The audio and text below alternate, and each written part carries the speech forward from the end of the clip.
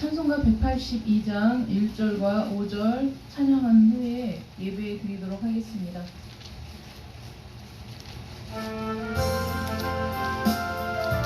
찬송가 182장입니다. 강물과 같이 흐르는 기쁨 성령강 임함이라 정결한 마음 영원하도록 주의 거처 되겠네. 주님 주시는 참된 평화가 내 맘속에 넘치네. 주의 말씀에 거센 풍랑도 잠잠하게 되도다. 놀라우신 주의 은혜로 그의 얼굴 뵙겠네. 평화로운 안식처에서 영원토록 쉬겠네. 주님 주시는 참된 평화가 내 맘속에 넘치네. 주의 말씀에 거센 풍랑도 잠잠하게 되도다. 아멘.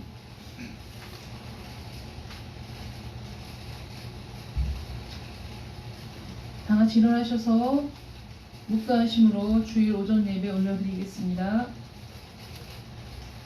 묵도하시겠습니다.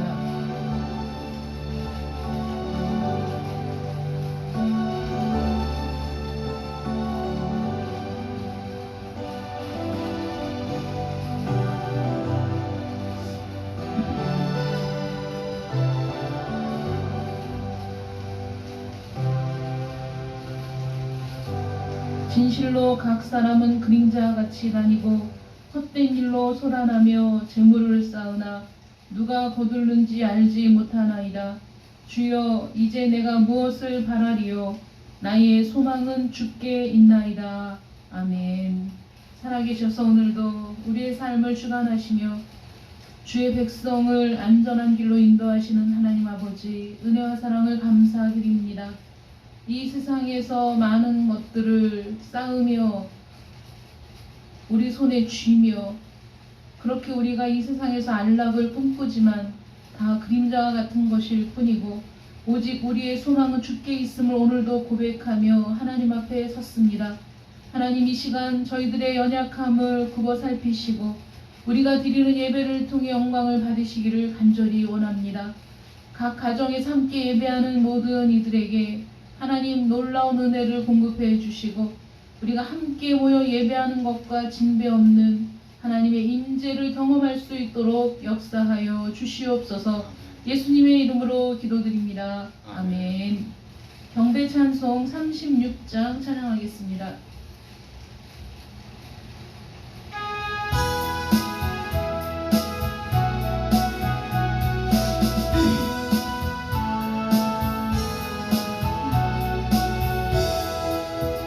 주 예수 이름 높이어 다 찬양하여라.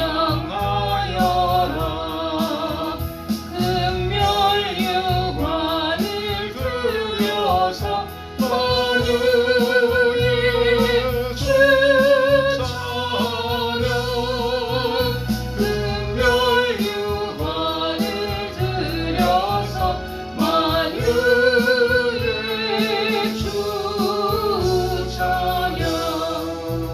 주 예수 강한 고난을 못 잊을 죄인아, 내 귀한 몸에 바쳐서 만유의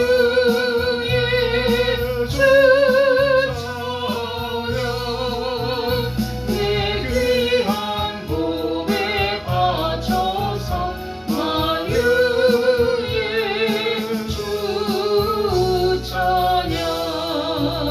이 지구 위에 거하는 온 세상 사람들 그 크신 위엄 높여서 만유의 주 찬양. 그 크신 위엄 높여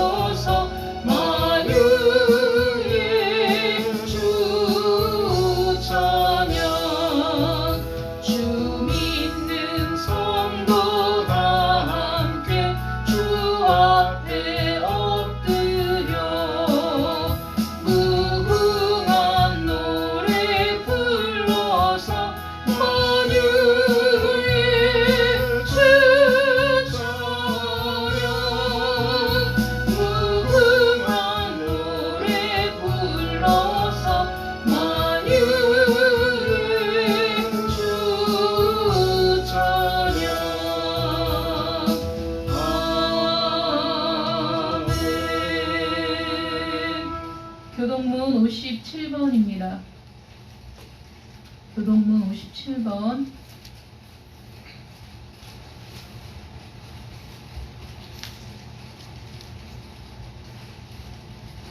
교동문 57번을 우리 교독하도록 하겠습니다.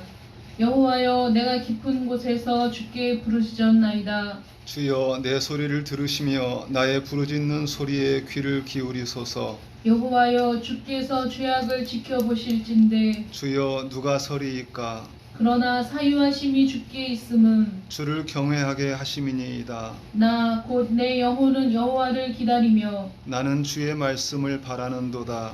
파수꾼이 아침을 기다림보다 내 영혼이 주를 더 기다리나니. 참으로 파수꾼이 아침을 기다림보다 더하도다. 이스라엘아, 여호와를 바랄지어다. 여호와께서는 인자하심과 풍성한 속량이 있음이라. 그가 이스라엘을 그의 모든 죄악에서 속량하시리로다. 아멘. 송영 4장 찬양합니다.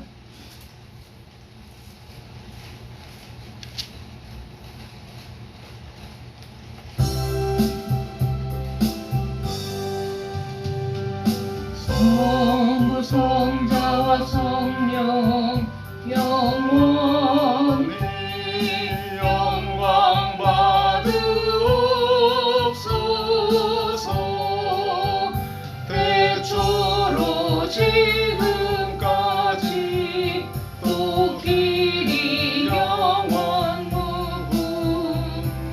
성삼위께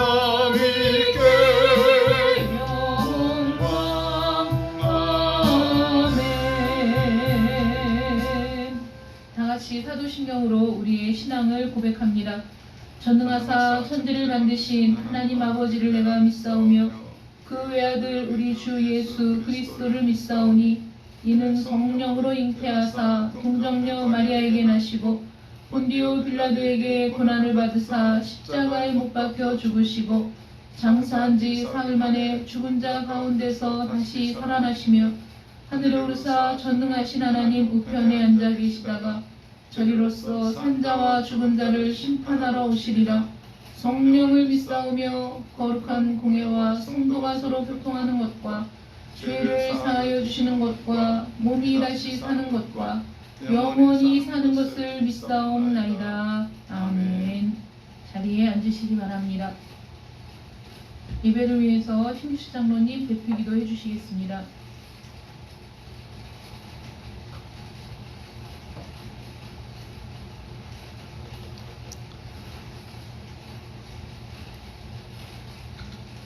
우리와 함께 하셔서 우리의 연약함과 우리의 이기심과 우리의 모든 죄악 가운데서 우리를 버리지 않으시고 우리에게 소망을 주시고 생명의 빛을 주신 거룩하신 주님, 주님의 사랑과 은혜 진심으로 감사를 드립니다. 이 세상의 모든 아름다움이 주님께로부터 나왔고 이 세상의 모든 지혜가 주님께로부터 나왔으니 우리 주님을 찬양하고 주님 앞에 영광을 돌립니다. 참으로 주님께서 우리를 붙드셔서 연약한 우리를 통하여 영광 받기를 원하시니 아버지, 우리가 주님 앞에 우리가 가진 것을 다하여 하나님 앞에 찬양하고 또 겸손히 주님을 높이기를 원합니다. 주님께서 참으로 우리를 통하여 영광 받으시고 우리의 찬양이 주님 앞에 기쁨이 되게 해주시기를 간절히 원합니다. 사랑하는 주님,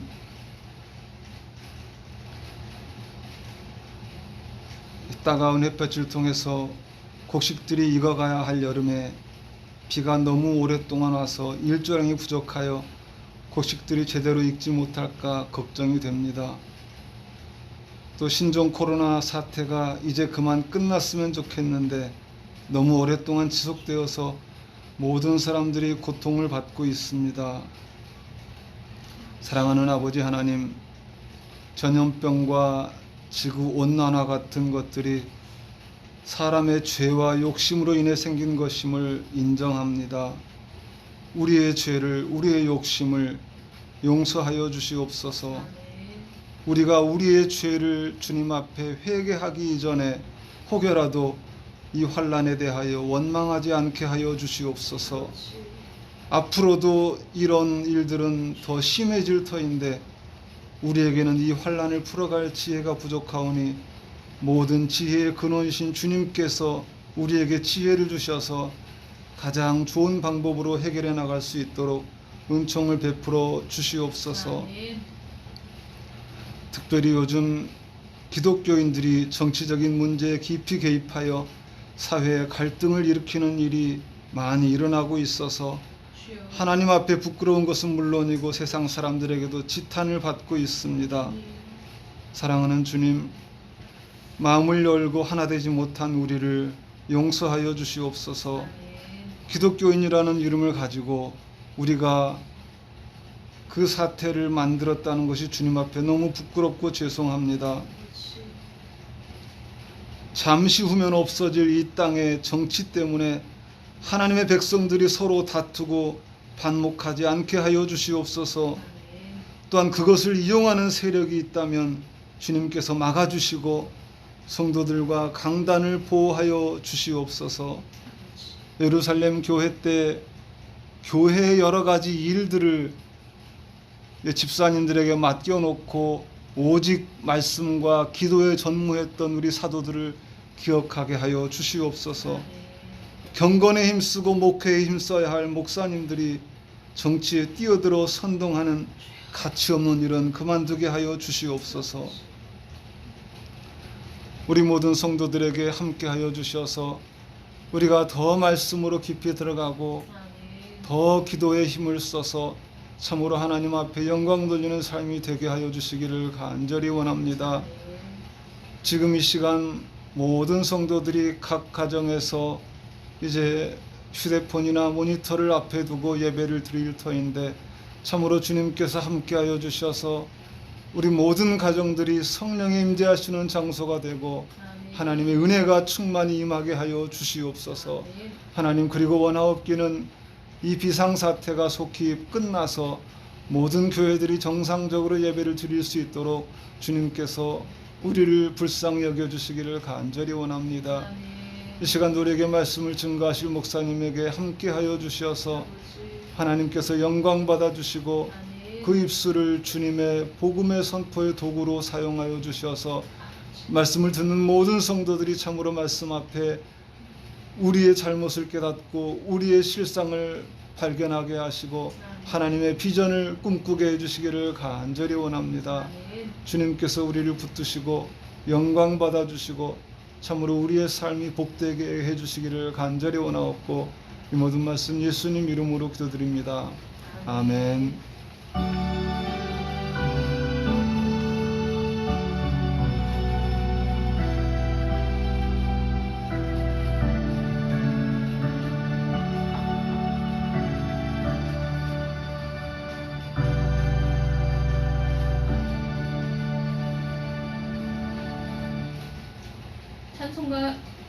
찬송가 91장 찬양하겠습니다.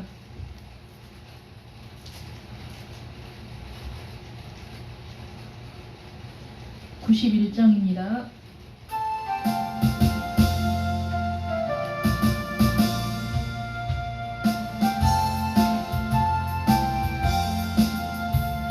슬픈 마음 있는 사람 예수 이름 믿으며 영원토록 변함없는 기쁜 마음 얻으리. 예수의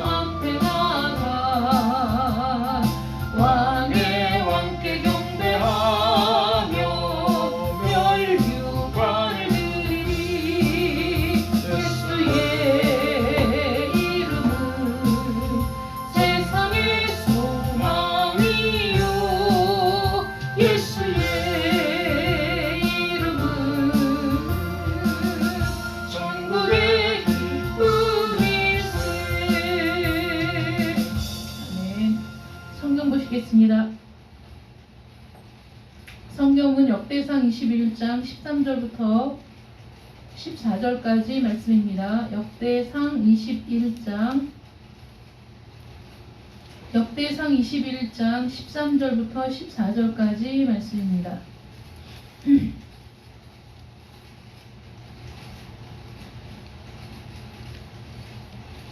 역대상 21장 13절 14절 말씀 봉독해 드리겠습니다. 다윗이 가세게 이르되 내가 곤경에 빠졌도다. 여호와께서는 긍휼이 심히 크시니 내가 그의 손에 빠지고 사람의 손에 빠지지 아니하기를 원하나이다 하는지라. 이에 여호와께서 이스라엘 백성에게 전염병을 내리심에 이스라엘 백성 중에서 죽은 자가 7만 명이었더라. 아멘. 기도합니다. 하나님 감사합니다. 모든 성도들이 각 가정에서 함께 온라인으로 예배를 드리고 있습니다. 각 가정이 예배의 처소가 되게 하시니 감사합니다. 각 가정이 찬송이 울리는 장소가 되게 하시고 온 가족이 함께 모여 예배할 수 있도록 인도하심도 감사드립니다. 범사에 감사라는 하나님의 말씀이 오늘날에 동일하게 우리 심령 가운데 울려 퍼지게 하여 주시어서 힘들고 어려운 상황 속에서도 범사에 감사하는 저희들 되게 하여 주시옵시고 오늘도 선포되는 말씀이 오늘날 우리가 살아가야 할 지침이 되고 방향이 되며 우리가 순종해야 될 말씀이 되게 하여 주셔서 이렇게 혼란스러운 세상 속에서도 갈 길을 찾아 주님을 따라가는 저희들 되기를 간절히 원합니다. 오직 최고의 선은 우리 하나님이시고 오직 우리가 따라야 할 모범은 우리 주님이시니 하나님 우리의 시야에서 주님을 놓치지 않도록 우리의 생각에서 하나님을 놓치지 않도록 언제나 우리와 동행하여 주시옵시고 말씀을 읽고 찬양을 하며 또 말씀을 들을 때마다 성령께서 지혜를 더하여 주시어서 각 사람의 심령 속에 믿음 위에 믿음을 더하여 주시옵시고 이 시간에 은혜 위에 은혜를 더하여 주시옵소서. 예수님의 이름으로 기도드립니다. 아멘. 오늘은 재앙의 시대에 우리가 해야 할 일이라는 제목으로 함께 말씀을 생각해 보도록 하겠습니다. 삼국시대의 역사를 기록한 대표적인 역사서로 김구식의 삼국사기와 이련 스님의 삼국유사가 있습니다. 삼국사기는 유교적인 관점에서 사대주의적이고 보수적인 색채가 짙은 학자들이 기록한 정사라고 보고 있죠. 삼국유사는 불교적인 관점에서 민족적이고 자주적인 색채가 짙습니다. 동시대, 같은 시대를 기록한 역사서라고 하더라도 기록한 사람의 역사관과 시대의식에 따라서 그 내용은 지향점이 다를 수 있죠. 그래서 역사적인 사실을 파악하는 것도 중요하지만 저자가 어떤 의도로 기록했는지 그 역사관을 이해할 때 그럴 때 이제 그 책이 기술하고 있는 많은 부분들을 이해하는 데 도움이 되는 겁니다.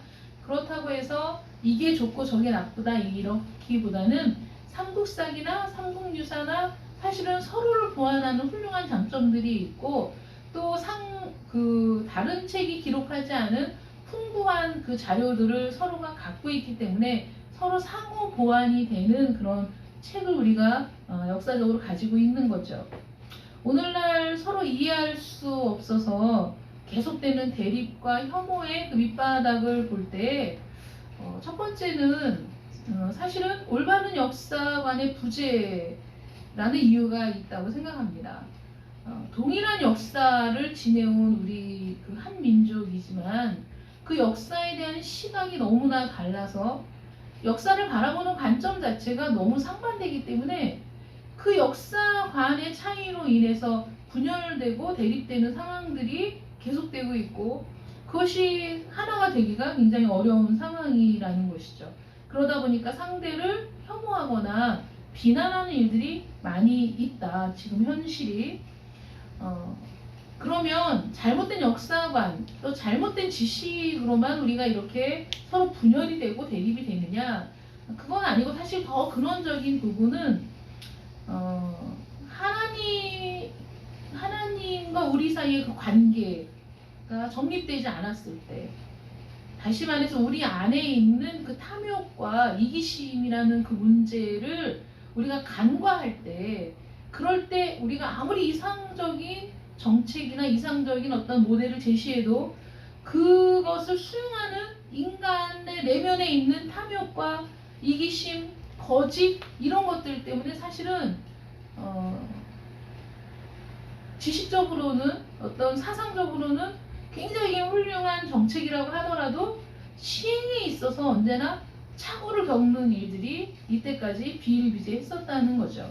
그러면 그 인간 내면에 있는 탐욕과 이기심, 또 그 불의와 거짓에 관하여 이 세상에서 그 어떤 것도 사실 우리에게 올바른 방향을 제시하고 있지 않지만, 하나님께서 우리에게 인간의 문제, 사실 고질적인 질병과 같은 그 죄의 문제를 해결하지 않고는 사실 새로운 사람이 될 수 없다는, 그래서 오직 하나님 안에서 새로운 사람, 새로운 본성을 갖추기 전에는 이 세상이 결코 낙원이 될 수 없다는 사실을 이미 오래전에 말씀하셨죠.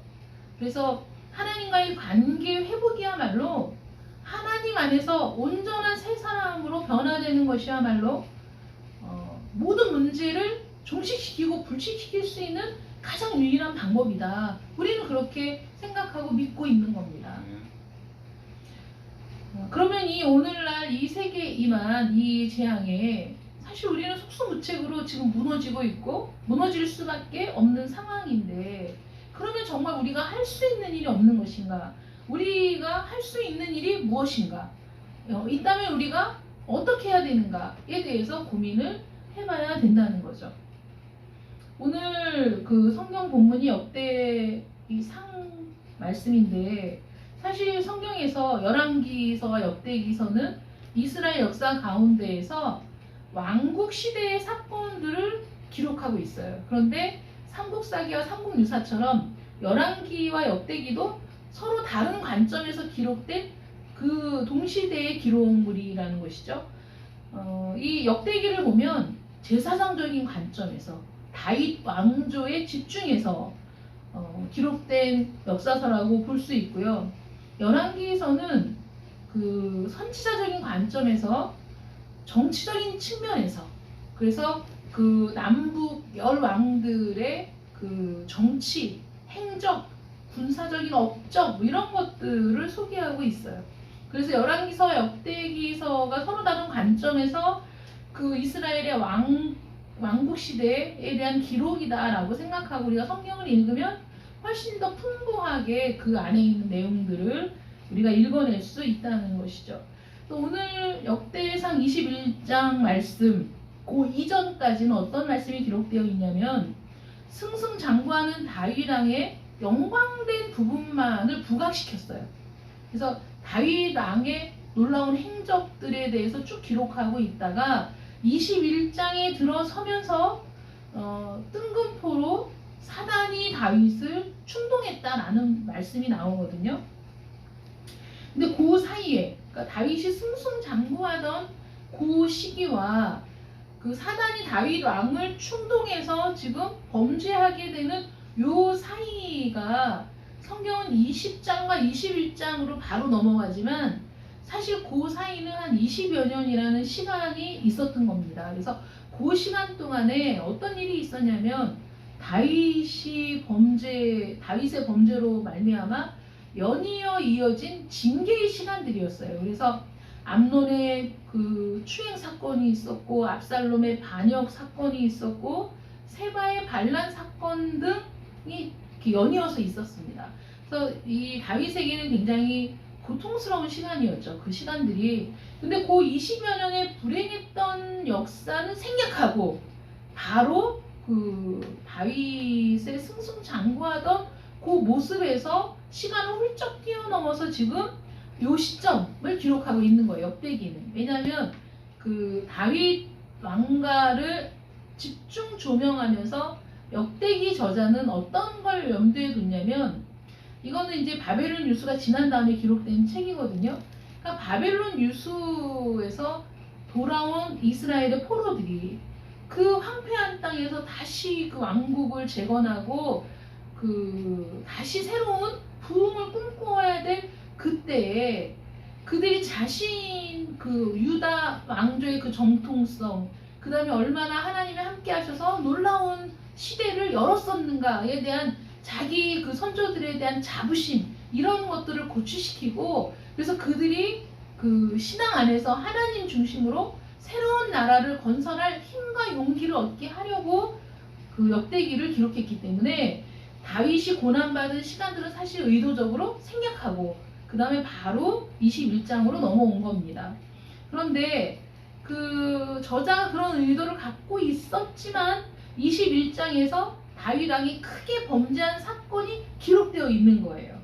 근데 그 사건은 빼놓을 수가 없어요. 왜냐하면 그 사건 때문에 성전 건축의 토대가 마련이 되기 때문에, 사실 다윗의 범죄보다는 성전 건축의 토대라는 것이 더 훌륭한, 그러니까 더 조명받고 집중돼야 할 주제이기 때문에 다윗의 범죄 없이 연결될 수 없는 그 사건은 기록이 되어 있지만 그 전에 그 사건들은 생략이 되어 있다, 이렇게 보시면 되겠습니다. 그래서 21장 1절에 보면 사단이 일어나 이스라엘을 대적하고 다윗을 충동하여 이스라엘을 계수하게 하니라. 그래서 말하자면 인구조사하거든요. 인구조사를 하게 하는데 다윗이 군대 장관 요압과 백성의 지도자들이 함께 모여서 아마 회의를 하는 상황이었던 것 같은데, 거기에서 이제 그 인구를 계수하라는 명령을 내리게 되죠. 그래서 그러니까 부엘세바에서부터 단까지 이스라엘의 최남방 지역부터 그 북방 지역에 이르기까지, 말하자면 전 국토, 전 영토를 앗이 뒤져서 인구를 계수하라, 이스라엘을 계수하라, 이렇게 명령을 합니다. 그러면 인구 조사를 하는 게 하나님이 원치 않는 일이구나, 이게 죄인가 라고 생각을 할 수 있지만 죄는 아니죠, 그 자체가. 왜냐하면 하나님의 명령에 의해서 수를 계수한 적도 있기 때문에 이거는 죄가 아닌데, 어떤 게 죄였느냐 하면 다윗이 하나님이 보시기에 악한 동기를 가지고 인구조사를 했다는 거예요. 정말 그 다윗은 믿음에 있어서 하나님의 인정을 받은 사람이고 하나님이 사랑하시는 자입니다.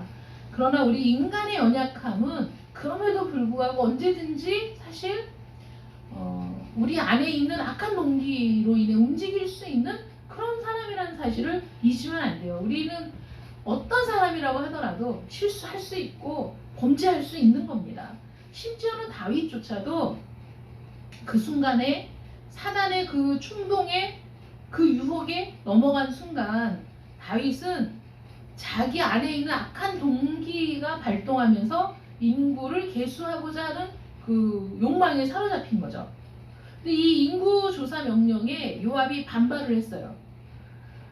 왕이 이스라엘로 죄를 짓게 한다라고 직언을 했던 것이죠. 아마도 이제 요압이 볼 때 그 다윗 왕의 악한 동기가 눈에 보였을 수 있어요. 왜냐하면 이스라엘은 하나님의 능력으로 세워진 나라, 앞으로도 하나님의 능력으로 더 크게 될 수 있는 나라라는 소망이 있는 그런 나라가 이스라엘입니다. 이스라엘은 다른 나라와 달라요.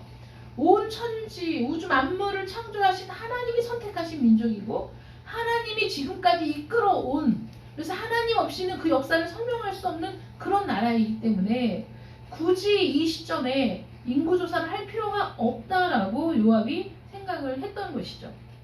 그런데 다윗이 요압의 반대를 끝까지 뿌리치는 완악함을 보입니다. 그 다윗이 요압의 반대에도 불구하고 재촉했다라고 얘기하거든요, 성경은.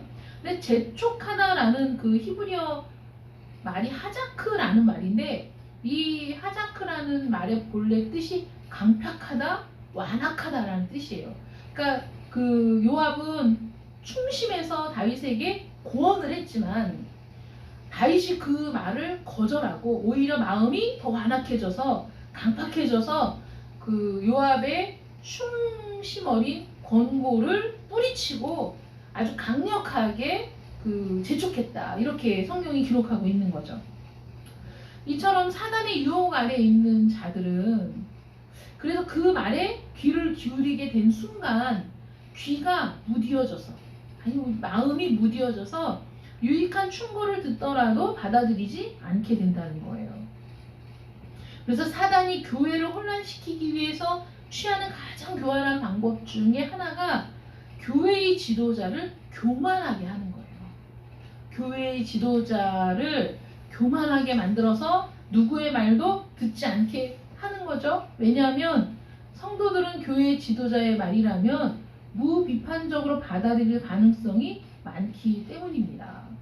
지금 이 시대에 여러 가지 그 교회를 향한 비난과 비판을 사실 우리는 겸손하게 받아들일 필요가 있습니다. 저희 막내 이모하고 이제 통화를 했는데 우리 막내 이모는 그 불교 신자입니다.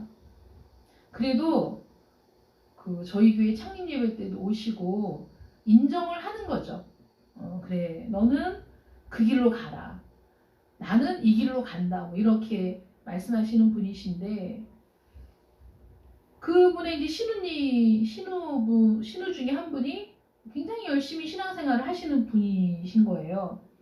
그러니까 이제 가족들이 모였을 때 지금 이제 이 시국에 대한 얘기가 나온 거죠. 야, 교회는 도대체 왜 그러냐? 막 이렇게 얘기가 나오니까 그분이 우리 교회는 안 그렇다고. 우리 교회는 이 시기에 그 작은 개척교회들은 더 힘들 것 같아서 작은 개척교회들을 돕고 있고 또 방역도 철저하게 열심히 하고 있다. 이렇게 얘기를 하더라. 이런 말씀을 하시더라고요. 그래서 도대체 저한테는 이제 말을 그 좀 다운시켜서 하시는 거죠.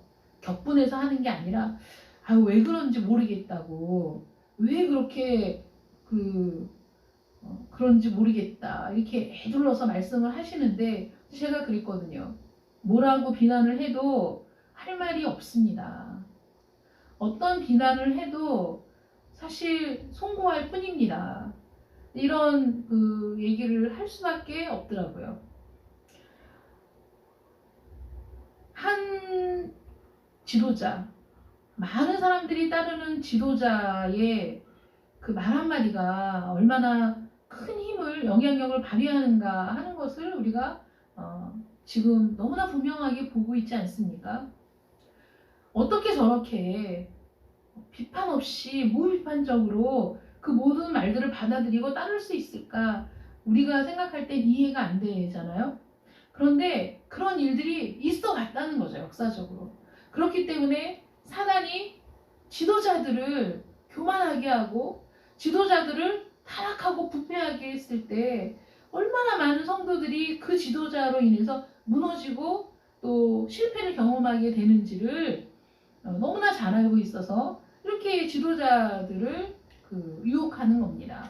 다윗 왕 그 한 사람의 마음을 격동해서 범죄하게 했을 때 그것은 국가적인 재앙이 될 수밖에 없었다는 거죠. 국가적인 재앙이 될 수밖에 없는 상황을 요압이 반대했었던 건데 다윗은 더 이상 그의 말을 들을 마음이 없었던 거예요. 마음이 교만해졌던 거죠. 다른 사람의 말은 듣고 싶지 않았던 겁니다. 그래서 재촉하여 요압에게 명령을 수행하라 이렇게 얘기를 한 겁니다.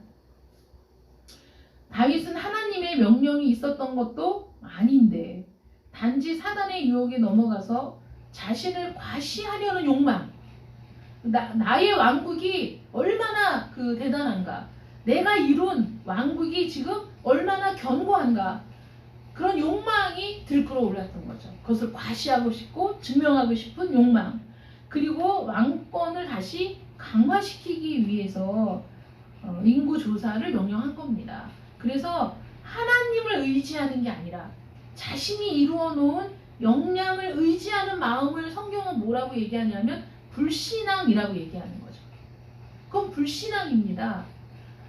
아무리 이스라엘의 왕이고 아무리 치적을 많이 세운 왕이고 아무리 왕권을 강화시켜 영토를 확장하고 아무리 능력 있는 왕이라고 하더라도 이 모든 일들을 하나님이 이루셨다는 고백이 없고 하나님이 함께 하시지 않으면 불가능한 일이었다는 겸손한 마음이 없을 때, 그때 우리는 자기를 의지하고 자기가 이룬 역량을 의지하고 내가 이루어 놓은 인맥을 의지하고 내가 이루어 놓은 사회적인 역량을 기대하는 그런 마음이 든다는 겁니다. 그것을 세상에서는 이 세상에서는 자기 PR 시대야. 자기를 PR, 자기의 장점을, 자기의 업적을 드러내지 않으면 누가 인정해 주겠어 라고 얘기하는 시대이지만, 여전히 하나님께서는 그 모든 일들을 나의 삶을 인도하시고 나를 들어 사용하시고 또 나를 통해 이루시는 모든 일들, 그래서 나의 역사, 너의 역사, 우리의 역사, 인류의 역사 속에 하나님이 주권적으로 개입하시지 않은 역사가 없다는 사실 앞에 우리가 굴복하고 인정하기를 원하신다는 거예요. 거기에서 벗어나면 이건 불신앙이고, 거기에서 벗어나면 우리는 나의 교만한 마음대로 범죄할 수밖에 없는 그런 연약한 인간일 뿐이라는 거죠. 그래서 이런 악한 동기에 지배당해서 인구 조사를 지시하게 됩니다. 그래서 결국은 이 일 때문에 이스라엘은 하나님의 심판과 징계를 받게 되는 것이죠. 그럼 이런 일들이 일어나지 않았으면 좋았을 텐데, 우리도 여러 가지로 일어나지 않으면 좋았을 일들이 일어나고 있는 상황을 우리는 지금 계속해서 보게 되는데, 이런 일들을 통해서 하나님께서는 실패하시냐, 인간의 무능과 인간의 교만 때문에 하나님의 일이 방해받느냐, 하나님의 일이 수포로 돌아가느냐 라고 생각한다면 그것도 역시 우리의 교만입니다. 하나님은 결코 실패하시는 분이 아니시죠. 이 다윗의 실패, 다윗의 이 순간적인 불신앙과 타락으로 인해서 하나님이 이루신 일은 이런 것들입니다. 첫 번째는 자신의 세력을 과시하고자 하는 다윗 왕의 교만. 사실은 내 안에 감추어져 있던, 드러나지 않았던 나의 교만과 나의 그 완악함이 드러나서 그것을 제거하고 회개하고 겸손하게 만드시는, 우리를 다루시는 방법이라는 거죠. 그런 일들을 통해서 나를 다스리시고 교회를 또 이끄시는 하나님의 위대한 섭리가 있다는 것이 사실 감사한 겁니다. 그 다음에 두 번째는 생략된, 역대기에서는 생략된 20년 동안에 일어난 일들을 통해서 압살롬의 난이 일어났을 때 압살롬을 따랐던 그 백성들, 세바의 난 때 거기에 합류해서 다윗 왕을 모욕한 사람들, 이런 역사 속에서 일어난, 그러니까 하나님이 기름 부어 이스라엘의 왕으로 세운 다윗을 거역하고 모욕하고 했던 일들에 대해서 다윗은 하나님을 믿는 그 믿음과 또 겸손함으로 그들을 용서했지만, 하나님께서는 그에 대한 책임을 물으신다는 거죠. 그래서 우리는 어떤 일들을 결정하고 진행할 때 사실 굉장히 삼가하고 조심해야 되는 게 맞습니다. 어디를 따를 것인가, 어느 부류에 속할 것인가, 어느 팀에 합류할 것인가는 사실 많은 사람들이 따라가면 거기가 옳은 것 같고, 많은 사람들이 들고 일어나면 거기에 끼지 않으면 안 될 것 같은 생각이 들어서 움직이는 게 사실 군중심리잖아요. 집단적인 움직임들이. 그런데 항상 우리는 많은 사람들이 선택하기 때문에 가는 게 아니라 정말 거국적으로 전국적으로 일어나는 일이기 때문에 우리의 마음을 그곳에 두는 게 아니라 그 모든 일들 속에서 하나님이 원하시는 것이 무엇인가, 하나님이 지지하는 길이 어떤 길인가, 하나님의 뜻에 합당한 길이 어떤 길인가를 생각하고 기도하고, 그래서 최종적으로는 하나님께 순종하는 결정을 해야 하나님의 백성이라는 거예요. 그런데 이 모든 비극적인 사건들 속에서 얼마나 많은 이스라엘 백성들이 다윗을 버리고 다윗에게 모욕을 주고 그들과 함께 동참을 했는지, 그 모든 일들이 사람들에게는 잊혀지고 지나간 일이라고 하더라도 하나님은 우리의 모든 죄악을 다 사실 그래서 과거의 이스라엘 백성들의 죄를 이때를 빌어서 벌하시는 것이다.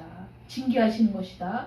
그리고 궁극적으로는 성전 건축에 대해서 다윗이 오랫동안 기도해 왔는데 그 성전 건축에 대한 구체적인 그 계획의 시작, 구체적으로 그 일들을 이룰 수 있는 토대를 마련해 주신 거죠. 하나님께서 이 사건을 통해서. 그래서 우리가 범사에 감사하라라는 말이 말도 안 되고 야 그건 있을 수 없는 일이지 라고 우리 마음속에 분노가 치솟는 상황들이 있다고 할지라도 그 모든 일들이 지나고 난 뒤에 우리의 삶을 돌아볼 때 하나님의 인도하심이었다는 고백, 하나님이 함께 하셨고 하나님의 섭리 가운데 있어 왔다는 감사의 고백이 있을 수밖에 없는 거죠. 그러므로 감사한 마음이 1도 없을 때라도 그래도 우리는 입을 벌려 하나님께 감사할 수 있는 사람이 되어야 됩니다. 아멘. 하나님의 계획이 한치의 오차도 없이 지금 이루어지고 있는 거죠. 그러면 이 세 가지의 목적을 달성하시는 일을 우리가 한번 살펴보면 첫 번째는 다윗의 교만이죠. 인구조사를 집행할 책임자로 군대 장관인 요압을 임명했어요. 그런데 원래 이스라엘에서 인구를 계수할 때 누가 했느냐? 제사장들이 했습니다. 인구 계수를. 레위 지파는 계수에 들어가지 않아요. 그리고 남은 지파들의 수를 레위 지파가 계수를 했습니다. 그런데 그 제사장들에게 임무를 맡긴 것이 아니라 군대 장관인 요압을 임명했던 이유는 그 나중에 요압이 인구조사를 다 마쳤어요. 9개월 정도 걸렸거든요. 그 인구조사를 마치고 왔을 때 칼을 뺄 수 있는 자들의 수를 얘기하거든요. 그러니까 그거는 전쟁에 나갈 수 있는 사람의 수, 군대로 모집할 수 있는 사람들의 숫자, 이게 중요했기 때문에 요압을 책임자로 세운 거죠. 그러니까 하나님의 명령에 현저하게 위반이 되는 일을 한 거예요. 그 다음에 이스라엘이 인구조사를 할 때 각 사람에게 생명의 속전을 받아서 하나님께 드려야 했어요. 이게 하나님이 말씀하신 법도거든요. 그러면 인구조사를 할 때 생명의 속전을 왜 받느냐? 그러니까 이 속전이라는 말이 그 덮다, 가리다 이런 뜻이거든요. 그러니까 이스라엘이 죄가 있음에도 불구하고 그런데 하나님이 지금까지 이스라엘을 보호하셨어. 지금까지 하나님이 지키셨어. 생존하게 하셨어. 번성하게 해주셨어. 여기에 대한 감사. 이건 하나님이 우리의 죄악을 덮으시지 않으면 있을 수 없는 일인 거죠. 사실 우리는 우리의 죄악 때문에 죽어마땅한 존재인데 하나님이 손으로 우리의 죄악을 덮으셨어요. 그리고 우리를 살려두셨어요. 지금까지 살게 하시고 번성하게 하시고 그리고 이제 일어나 전쟁에 나가도 될 만큼 내가 이 땅에서 성장해서 한 사람이 되었어요. 여기에 대한 감사를 표현하는 생명의 속전, 나의 생명을 주관하시는 하나님이심을 고백하는 생명의 속전을 하나님께 드려야 하는데 이 일을 시행하지 않았다는 거죠. 그러니까 다윗의 목적이 분명하게 드러나는 일이었다는 거예요. 자신의 왕권 강화, 자신의 권세를 확인하기 위해서 인구조사를 시행했던 것이 분명하게 보여진다. 이런 일들을 통해서. 그래서 이 인구조사가 하나님을 의지하기보다 자신의 세력을 의지하는 교만과 불신앙을 보여준 죄악된 행위였다. 그래서 다윗의 교만이 여실히 드러나게 된 거죠. 이 인구조사를 통해서. 그에 대한 결과 하나님께서 오늘 그 21장 7절에 보면 하나님께서 이 일을 악하게 여기셨다는 거예요. 이 일이 옳지 않다, 선하지 않다 이렇게 보셨다는 거죠. 그래서 이스라엘을 치셨다 이렇게 기록이 되고 있습니다. 그래서 하나님께서 다윗에게 이렇게 얘기하세요. 야 선택해. 뭐냐면 혹 3년 동안 기근에 시달리던지 아니면 네가 석 달을 적군에게 패하여 적군의 칼에 쫓기든지 아니면 여호와의 칼 곧 전염병이 사흘 동안 이 땅에 유행하여 여호와의 천사가 이스라엘 온 지경을 멸할 일이든지 선택하라 이렇게 말씀하셨어요. 예, 선지자 갓을 통해서 이렇게 말씀하셨죠. 그랬더니 오늘 우리가 읽었던 본문 말씀 13절에 다윗이 갓에게 이르되 내가 곤경에 빠졌도다. 여호와께서는 긍휼이 심히 크시니 내가 그의 손에 빠지고 사람의 손에 빠지지 아니하기를 원하나이다 하는지라. 이에 여호와께서 이스라엘 백성에게 전염병을 내리시매 이스라엘 백성 중에서 죽은 자가 7만 명이었더라. 다윗 왕에게 그 세 가지의 그 길을 주시는 거죠. 하나님이 주시는 길이에요. 3년 동안 기근에 시달리든지 석 달 동안 적군에게 쫓기든지 아니면 3일 동안 그 전염병의 그 징계를 받을 건지 이 세 가지를 얘기했을 때 다윗을 보세요. 다윗은 적군의 손에 내 생명이 붙여지기보다는 원수의 손에 내 생명이 붙여지기보다는 하나님의 손에 빠지는 것이 더 낫다라는 판단을 합니다. 하나님의 손에 빠지는 것이 더 나은 이유가 무엇입니까? 13절 말씀에 보면 여호와께서는 긍휼이 심히 크시니 긍휼이 심히 크신 하나님이시라는 걸 믿었어요. 긍휼과 자비가 크신 하나님. 그러므로 내가 하나님의 손에 빠지면 죽을 만큼 고통스럽더라도 결국은 그 안에서만 소망이 있다는 것을 믿는 믿음이 있던 거죠. 그래서 다윗은 참 지혜로운 대답을 한 거예요. 하나님의 마음을 움직이는 데 있어서 이것보다 더 좋은 대답이 없어요. 왜냐하면 저는 하나님의 긍휼을 믿습니다. 하나님의 자비를 믿습니다. 하나님은 은혜로우신 분이 아니십니까? 하나님은 노하기를 더디하시는 분이 아니십니까? 라는 그 시편 기자들의 기도는 하나님이 어떠하신 분인가를 깊이 이해하고 신뢰하고 있는 자들이 드린 기도예요. 죄를 짓지 않아서가 아니라 완전해서가 아니라 하나님을 향한 믿음과 열정이 있어도 나의 연약함 때문에 죄를 지을 수 있는 또 교만에 빠질 수 있는 내 안에 있는 탐심이 완전히 제거되지 죽어야 되잖아요. 죽기 전에는 제거되지 않는 죄의 그 뿌리들이 내 안에 있어서 언제든지 나를 죄의 길로 끌고 가는데 그럴 때 내가 의지할 분 나의 소망이 되실 분이 누구냐? 하나님 외에는 없다라는 믿음이 여러분들에게 있기를 축원합니다. 하나님만이 나의 소망이신 거예요. 하나님 손에 빠지는 게 나아요. 죽더라도 하나님 손에 빠져 죽는 게 낫다는 것이죠. 이렇게 하나님을 향한 그 죄로 인해 징계를 받는 상황 속에서 자신의 교만했던 모습을 돌아보고 하나님 앞에 엎드려 하나님의 긍휼과 자비를 구하는 다윗의 이 답변은 하나님의 진노를 신속하게 끝내는 역사를 일으켰다는 거예요. 이렇게 된 그 배경은 다윗의 회개에 있었던 거죠. 다윗이 8절 말씀에 보면 이렇게 얘기하고 있어요. 다윗이 하나님께 아뢰되 내가 이 일을 행함으로 큰 죄를 범하였나이다. 이제 간구하옵나니 종의 죄를 용서하여 주옵소서. 내가 심히 미련하게 행하였나이다 하니라. 여기에서 보면은 내가 라는 말이 강조되어 있거든요. 이건 뭐냐면 이 백성들의 죄가 아니라는 거예요. 인구조사를 한 요압의 죄도 아닙니다. 이 모든 죄는 나로 인해 일어난 나의 죄입니다.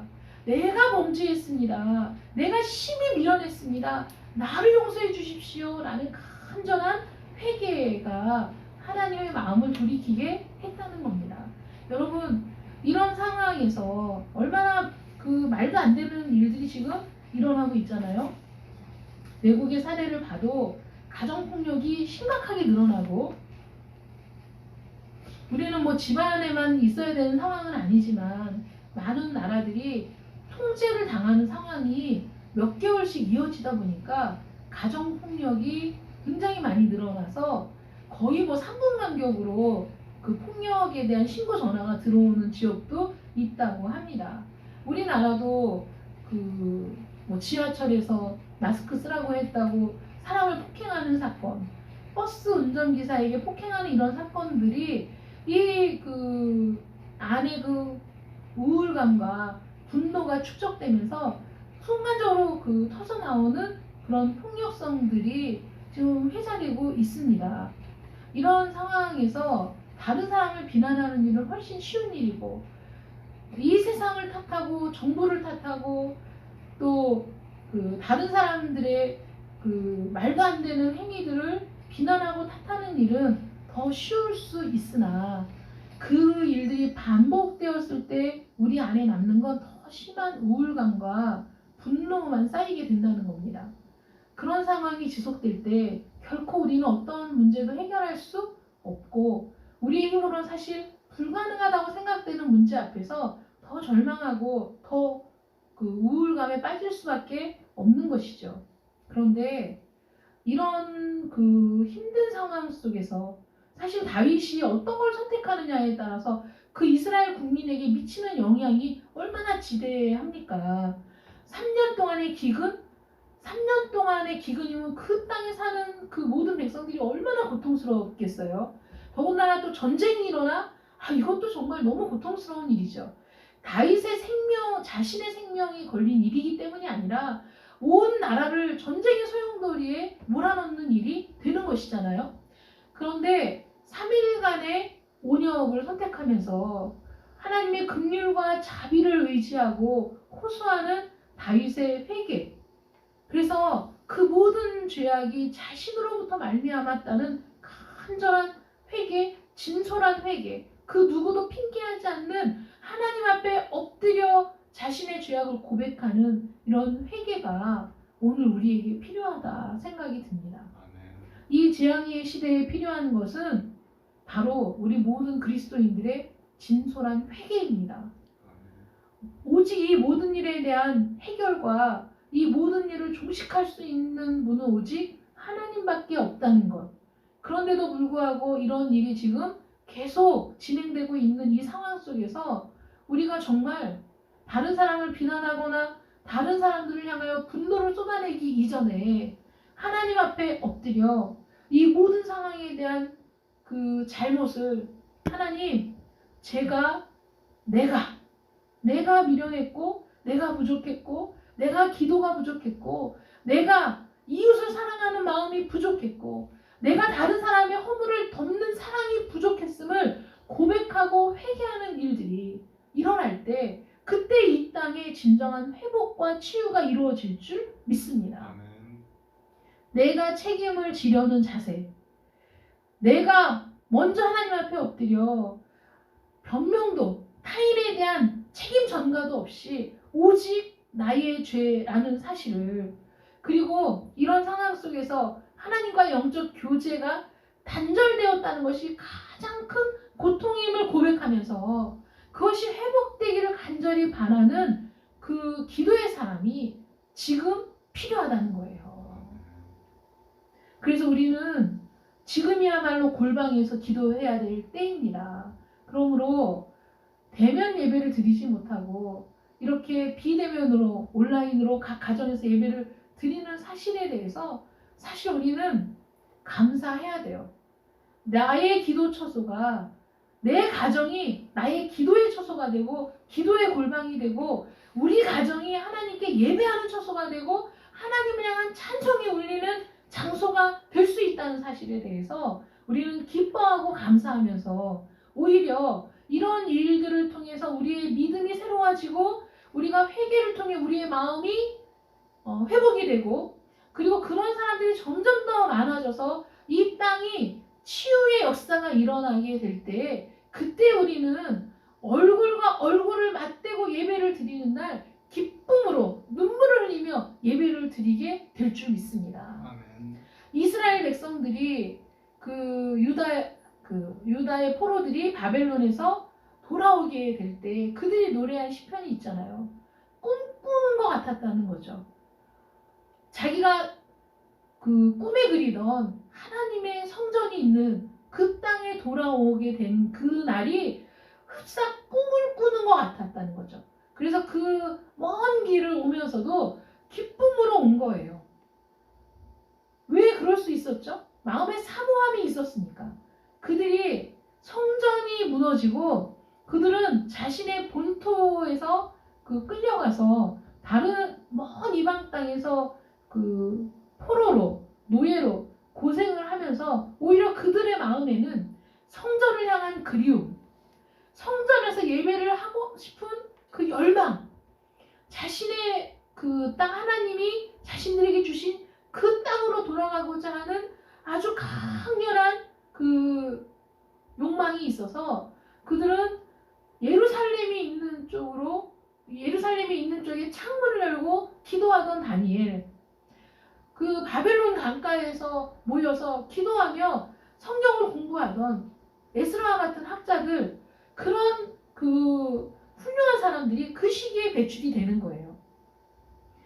그런 고난의 시간들 속에서 오히려 하나님을 향해 마음껏 예배를 드릴 수 있는 날을 꿈꾸며 소망하며 기대하며 기도해 왔기 때문에 그들이 그 먼 길을 아무것도 없이 돌아오는 그 날이 꿈꾸는 것 같은 기쁨의 순간, 한호의 순간이 될 수 있었던 것처럼 우리가 비대면 예배를 드리지 않으면 살 수 없다라고 얘기하지만 사실 가정에서 드리는 예배, 우리가 서로 얼굴을 보지 못하고 교회에 함께 모이지 못하는 이 시간이야말로 예배를 향한 그리움이, 예배를 향한 간절함이 더 깊어져서, 그래서 우리가 함께 모여 예배를 드리는 날 정말 기쁘고 감사한 마음으로 예배를 드릴 수 있는 그런 믿음이 성장해야 되는 시기라는 거죠.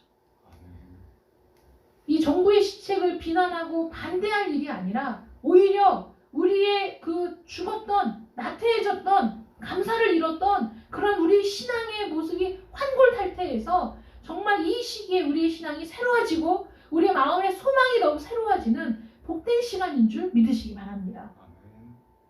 그래서 우리가 이 재앙의 시대에 남들은 모두 우울하고 절망에 빠져 있을 이 시기에 사실 우리는 다시 신앙을 새롭게 하는 회개의 시간이 되어야 하고, 그리고 교만했던 우리의 모습을 돌아보며 우리의 교만이 꺾이고 겸손의 사람으로 변화되는 시간이 되어야 될 줄 믿습니다.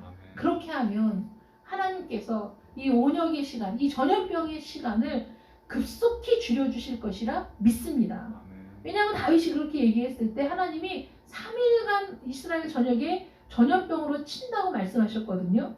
그러니까 하나님의 천사가 이스라엘 전역을 돌며 전염병으로 사람들을 괴롭게 할 때 예루살렘 가까이 왔을 때 하나님이 마음을 돌이키사 야! 스톱! 그만! 이렇게 말씀하셨거든요.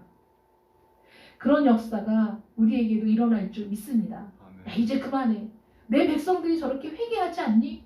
내 백성들이 저렇게 스스로 겸비하여 자기 자신을 낮추고 있지 않느냐? 내 백성들이 저렇게 눈물로 엎드려 기도하고 있지 않느냐? 내 백성들이 저렇게 얼굴을 보고 예배할 날을 그리워하며 소망하며 저들이 엎드린 저 자리, 저들의 가정이 예배의 처소가 되고 있지 않느냐? 그만해라, 그만해라. 하나님이 이 모든 재앙의 시대를 끝낼 시간이 급속히 다가올 줄 믿습니다. 여러분, 얼마가 될지 모르겠습니다. 다음 주에도 온라인 예배를 드려야 할 수 있습니다. 그러나 우리가 함께 기도하면서 역시 우리가 기도 안에서 성령 안에서 하나됨을 확인하는 시간들 되시기를 축원합니다. 우리 마음의 믿음이 더욱 뜨거워지는 시간 되시기를 축원합니다. 기도하겠습니다. 사랑의 하나님, 감사합니다. 이 재앙의 시대에 우리에게 필요한 것은 하나님 앞에 스스로 겸비하여 우리의 죄와 탐심을 고백하고 우리의 불신앙을 고백하며 회개의 시간을 갖는 겁니다. 엎드려 하나님 앞에 고백하고 회개하며, 그래서 하나님과의 관계가 회복되기를 원합니다. 하나님과 화목한 관계, 하나님과 교제를 나누는 관계, 하나님의 영으로 충만한 관계가 되기를 원합니다. 우리의 신앙을 회복시켜 주시옵시고 우리의 심령 가운데 더 뜨거운 열망, 하나님을 향하여 기도하며 부르짖으며 함께 모여 예배를 드릴 그날을 바라고 바라는 마음이 우리 심령 가운데 충만해져서, 그래서 하나님께서 그 긍휼과 자비로 인하여 우리를 굽어보시고 이 땅의 재앙을 그치는 역사가 속히 올 줄 믿습니다. 하나님, 세상은 세상대로 바삐 움직이지만 우리는 우리대로 우리가 해야 할 일을 하기 원합니다. 우리가 해야 할 일들을 감당할 수 있도록 은혜를 베풀어 주시옵소서. 그래서 결국은 이 모든 일들이 하나님의 손 안에 있음을 고백하고 하나님의 손에 빠져들기를 간구하는 저희들, 하나님께서 이 모든 상황을 종식시켜 주시기를 원하는 간절한 기도의 사람들이 이 땅에 가득할 수 있도록 하나님 역사하여 주시어서 하나님 이 땅의 교회들이 회복되고 이 땅의 모든 성도들의 신앙이 회복되고 기도가 회복되며 이 세상에서 그 어느 누구의 말이 아니라 오직 하나님의 말씀에 순종하며 하나님의 말씀에 귀를 기울이는 주의 백성들 되기를 간절히 원합니다. 하나님 역사하여 주시옵소서. 예수님의 이름으로 기도드립니다. 아멘.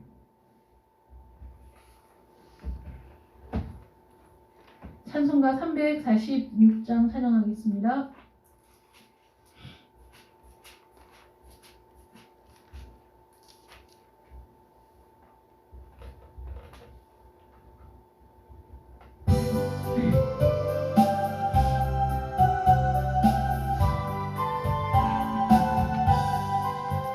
주 예수를 구하려 큰 싸움 하시니 주 십자가를 따라서 나갈 자 누구랴. 큰 환난 핍박 당하고 또 고통 많으나 제 십자가를 지고서 참느니로다. 주 예수 고난 당할 때 저 원수 위하여 죄 용서함을 빔같이 또 빌 자 누구랴. 저 순교자가 죽을 때 그 원수 사하고 제 영혼 부탁했으니 주 따르니로다. 저 택함 받은 사도들 주 성령 받은 후 큰 환난 고통 당할 때 나 참고 이겼네. 그 험한 고난 넘어서 저 천성 갔으니 주 예수 믿는 우리도 본받게 하소서.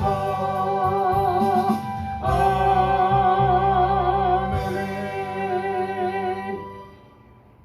드려진 예물이 있습니다. 신규식 장로님 속히 예배가 회복되게 하여 주옵소서. 전호정 목사도 함께 예물 드렸습니다. 기도하겠습니다. 사랑의 하나님 감사합니다. 오늘도 각 가정에서 함께 예배를 드린 사랑하는 오직 예수교회 성도들, 하나님께서 그들을 기억하시고 은혜를 베풀어 주신 감사드립니다. 우리가 한 주간도 하나님의 은혜로 살았습니다. 하나님의 돌보심과 보호하심이 있었음을 감사드리며 손손이 주일 예물 드립니다. 이름 없이 빛도 없이 주님께 드렸으나 하나님께서 그 손길을 기억하시고 각 사람의 마음의 소원을 들으시며 응답하여 주시옵소서. 또 하나님께서 우리 모든 가정들을 지키시고 돌보시며 우리 모든 자녀들이 하나님의 은혜 가운데 믿음의 사람으로 거듭나고 성장할 수 있도록 은혜 베풀어 주실 줄 믿습니다. 각 가정에서 드려진 예물도 하나님 받으시고 하나님 저들에게 동일한 은혜와 또 하나님께서 능력을 공급해 주시기를 원하옵고 또 이 시간에 하나님 앞에 감사함을 드립니다. 신규식 장로님 또 전호정 목사도 함께 속히 예배가 회복되기를 원하는 간절한 마음으로 예물을 드렸사오니 하나님 이 코로나19 상황이 신속하게 종식될 수 있도록 하나님 역사하여 주시옵시고 모든 교회의 대면 예배가 신속하게 이루어질 수 있도록 주여 도와주시옵소서. 함께 모여 예배하는 기쁨과 감격을 누릴 수 있도록 하나님 역사하여 주시옵시며 아버지 이 땅에서 또 온 세계에서 그 의료의 현장에서 일선에서 일하는 수많은 의료진들을 기억하시고 그들을 위로하시며 하나님 그들에게 새 힘을 공급하여 주시옵시고 또 여러 가지 일들로 봉사하며 헌신하는 이들을 주께서 기억해 주시기를 간절히 원합니다. 하나님, 더 이상의 사망자가 나오지 않도록 붙들어 주시옵시고, 하나님, 정말 이 모든 상황 속에서 속수무책으로 당할 수밖에 없는 연약한 자들임을 다시 한번 깨달으며 우리의 모든 삶을 주께 맡기고 주의 도우심을 간구하는 믿음의 사람들이 더욱 많아질 수 있도록 은혜를 베풀어 주시옵소서. 많은 이들이 교회를 비난하고 있으나 이런 상황 속에서도 하나님께서는 구원할 자를 구원하시는 줄 믿습니다. 하나님, 많은 이들에게 빛과 소금의 역할을 감당하는 우리 그리스도인들이 되게 하여 주시옵시고, 하나님, 그리고 많은 이들에게 참된 진리의 빛을 보여줄 수 있는 저희들이 되기를 간절히 원합니다. 하나님, 오늘도 이렇게 속히 예배의 회복을 위해 예물을 드린 우리 신기수 장로님에게도 은혜를 더하시고 건강을 책임져 주시고, 하나님, 일터에도 하나님께서 은혜를 베풀어 주셔서 어려운 시기를 잘 극복할 수 있도록 붙들어 주시기를 간절히 원합니다. 또 우리 모든 성도들, 육신이 연약하여 고통받고 있는 자들을 주님 긍휼히 여겨 주시옵시고, 병원에서 진료를 받고 치료를 받는 모든 상황도 주께서 다 개입하여 주셔서 온전한 치유와 회복이 이루어질 수 있도록 하나님 은혜 베풀어 주시옵소서. 아버지 하나님, 우리 오직 예수교회가 이런 어려운 시기를 잘 극복해내고 다시 주의 은혜로 부흥케 되며 다시 주의 은혜로 이곳이 많은 이들로 북적이며 함께 교제하는 교회가 될 수 있도록 하나님께서 인도하시고 역사하실 줄 믿습니다. 우리 모든 성도들의 심령 가운데 믿음이 다시 새롭게 되는 역사가 있게 해주시기를 간절히 원하옵고 예수님의 이름으로 축복하며 기도드립니다. 아멘. 광고 드리겠습니다. 오늘 온라인 예배에 참석하신 모든 분들을 진심으로 환영합니다. 다음 주까지는 아마도 온라인 예배로 드려야 될 것 같습니다. 다음 주까지만 드릴 수 있게 된다면 얼마나 좋을까 싶은데요. 어쨌든 그 주중에 모이는 예배는 모두 중단하고 있습니다. 여러분 기억하시고 속히 일상으로 돌아갈 수 있도록 기도해 주시기를 부탁드립니다. 점심 식사 후에 각 가정에서 점심 식사를 하신 후에 우리 청년들은 원데이 클래스를 진행하도록 하겠습니다. 성경 읽기는 아무리 강조해도 지나치지 않습니다. 올해부터 성경 10독에 도전하기로 했는데 하루 30분 성경 읽기를 실천하고 계시죠? 네. 우리 작심삼일을 3일마다 하면 올해 성경 일동을 충분히 할 수 있을 겁니다. 여러분 작심삼일을 3일마다 하루 30분 성경 읽기 실천해 주시길 바랍니다. 특별한 광고는 없습니다. 우리 다 같이 일어나셔서 회개성 57장 하신 후에 축도로 모든 예배를 마치겠습니다.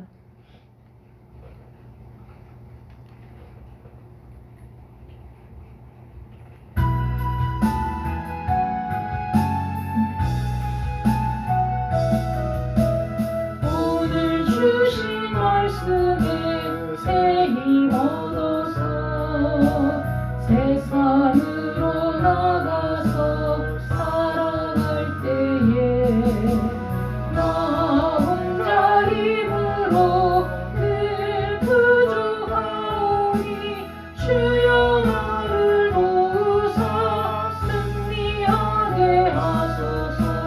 아멘.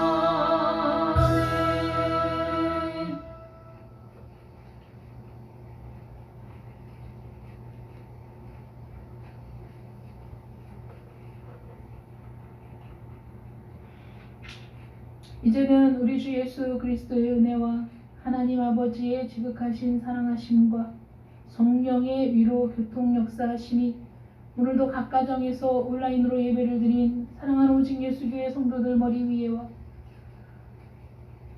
그리고 우리 모든 성도들의 직장과 일터와 자녀들 위에 이 나라와 이 민족 그리고 온 세계 선교사들과 북녘 땅 지하교회 성도들 위에 지금으로부터 영원토록 함께 계실지어다.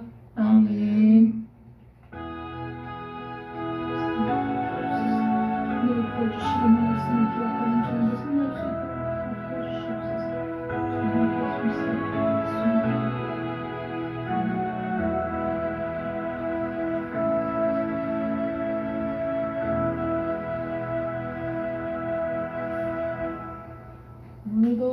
수고하셨습니다. 사랑합니다. 화면을 터치해보세요. 그 확인 누르시고 그 오른쪽 메뉴에 엔드라고 있어요. 오른쪽 거기 말고 하얀 글씨 네. 그거 끄시면 방송 종료.